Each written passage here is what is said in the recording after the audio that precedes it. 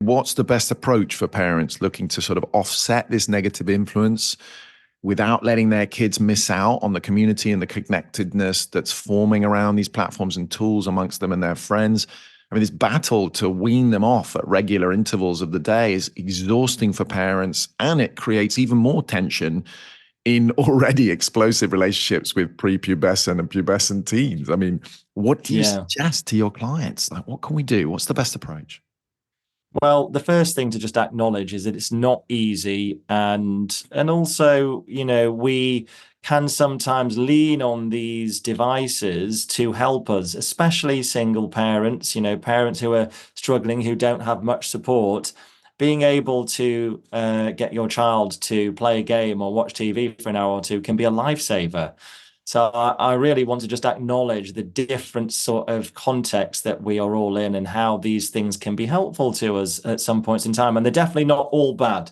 They are definitely not all bad. There are some positive potential benefits, for example, from gaming. Gaming can give children a sense of agency and creativity. And there is the social side of it that we have to acknowledge. But my sort of rules around this are, first of all, don't wait for regulation. Like, I think a lot of parents are sort of waiting for the government to tell them that it's not okay for your child to be doing X amount of hours on Y device or platform. And that might come at some point in the near future. But at the moment in the UK, we don't really even have any clear national advice. Like in America, at least, the National Association of Pediatricians has published advice on how much screen time they think is okay for kids at different ages. We don't even have that in the UK. But my suggestion is don't wait for the regulation to figure out your own solution. We are in a good moment in time where things are changing, and it's quite exciting. So as you said, there's a huge growing movement at the moment about smartphone-free childhoods, having schools that are free for smartphones. So I think things are starting to change, and it will start to feel easier for parents to manage this.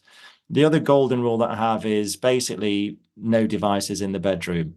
So if you look at some of the saddest stories, like Molly Russell's story, who was the British girl who basically her parents ended up taking Facebook, now Meta, to court because they found, after their girl took her own life, she was 14, that she'd been looking on Instagram and found like all sorts of methods of self-harm and how to take your own life. And she'd been reaching out to people, but she'd been doing a lot of that in her bedroom.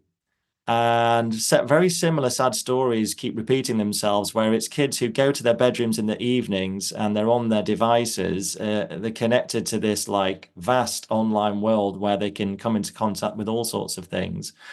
So I say to parents, like, you might let your teenage child have a glass of wine or a beer with dinner sometimes, depending on your family orientation, but you wouldn't let them take a bottle of whiskey into the bedroom with them. So I think the same thing does need to apply to devices. Just don't let them have devices in their bedroom after a certain time. Really, I think that's critically important.